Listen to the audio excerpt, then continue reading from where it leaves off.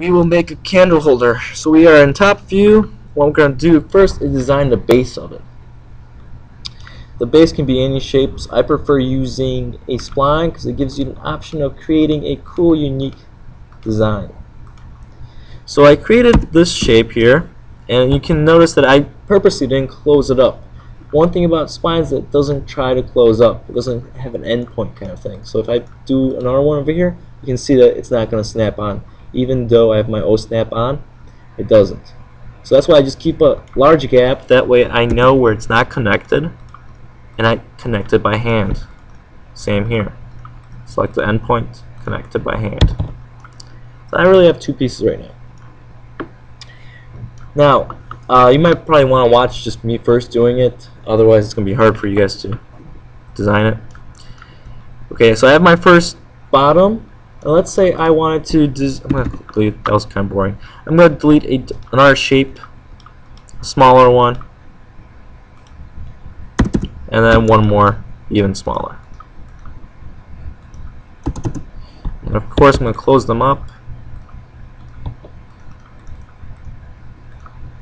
I'm going to modify that one because it looked kind of boring. Alright, so now I have three pieces. Let's say that's my base, that's my middle of my candle holder, and that's my tip where it's going to be actually holding the candle. It's going to be one of those stick candles where they're not too big. So next thing I need to do is I need to figure out what height they're going to be at. I'm going to draw just a ortho line going up. I don't know, about here, and then one more here.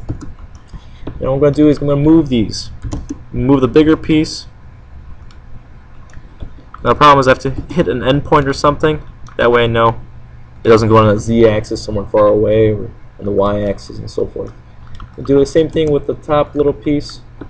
Again, I make sure I hit an endpoint or something. And I have an object. I'm going to rotate around, make sure it's designed well, it's established and so forth. So I'm going to do it one way. I'm going to do the candle holder in a couple of different ways. One way would be we have three set up in like so, and what we can do is use the loft command. Go over here to loft. You can select one at the bottom, second, and third. You gotta make sure you do it in order, otherwise it won't work. And then you can just click enter. Now it looks like they just added a line, but it actually made a solid. If I go to a visual view, conceptual, you'll see my candle holder is actually a cool 3D shape. Now of course you can play around with different shapes, different circles, splines, and design the way you want your candle holder to be. You can also create it bigger, taller, and so forth. Or you could also create a base over here and extrude it up just a little bit to hold a bigger candle. Or this could be a table actually. Who knows? I didn't give a specified size. Yes. Actually, I'm going to do one more thing to this thing. I'm going to do a shell. I'm going to shell it from the bottom. That way I don't waste too much material making this candle holder. I'm going to go to Modify. Start editing shell. Select the object. Yes, this 3D object. And I'm going to unselect that bottom base. You can see that changed kind of.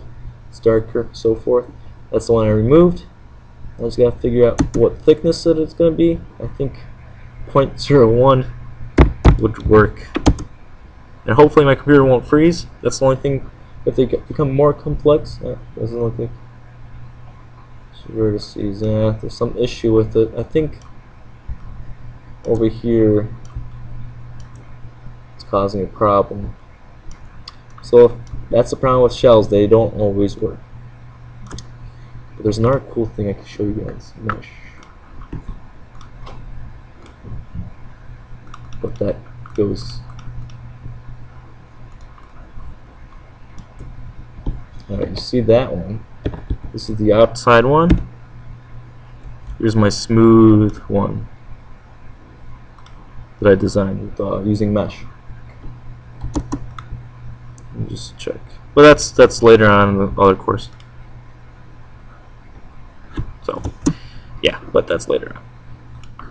Okay, now the other option of designing this shape can be like this. This is a little bit more complex. You can try doing this. I don't think you need to do it. Using spline, turning my ortho off because that's going to cause problems. Now my computer is going really slow right now because I converted this to a mesh, and you can see how many lines it has. Delete that. There we go. So this is my first piece. I'm going to close it up. And for my other pieces, I'm going to have a perfect circle and some over here. I'm going to draw a line from here, going ortho up. Here's going to be another one. Here's another one. Yeah, I think that should be enough. I'm going to move this circle up to the top. Something like that. Next thing I'm going to do is I'm going to use my splines, but I'm going to use them in the different coordinate system. I'm going to use like a left coordinate system where I'm going to draw these splines. I'm going to start here, here, and then add a quadrant. Do I have the quadrants on? I do. Doesn't want to select it. That's okay. I'll do that. Something like this. Okay, I have those. Now I'm going to readjust these so they're actually at the quadrants of the circle. Okay, that's not good. You know what? It's not going to be working with a circle. I'm going to have to make an actual shape on the top, so I'm going to do a box. Which means I have to change my UCX.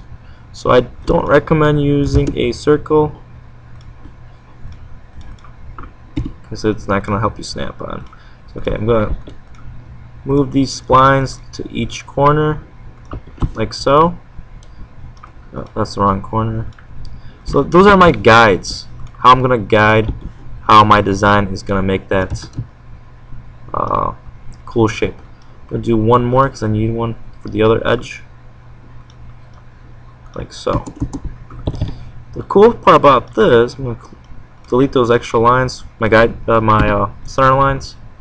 I'm going to readjust these. These can be angled out, in, sideways, forward. It can be any shape you like to have it. Yes. Alright. So I have something like this. The only problem with this sometimes works, and sometimes it doesn't. And I'm hoping it works this time. So I have this shape, and what I'm going to do is use loft again. Loft, select the bottom, select the top. Enter. Gives me the basic shape. But now I'm going to type in G for guides. These are lines that will guide my loft to create a cooler. Okay, that's not that cool. It gives you a lot more control to how you're going to design it. So I noticed that this one's bulking out too much, so I'm going to pull it in like so. And I'm going to try it again. Loft, bottom, top, G for guides. 1, 2, 3, 4. It usually works best when the object up there has edges. That way it knows how to guide it to it. Otherwise it may not work. Alright, I don't know what this is. It's not actually a candle holder because it definitely doesn't look like one. But yeah, you can create cool things like that. So that ends the tutorial.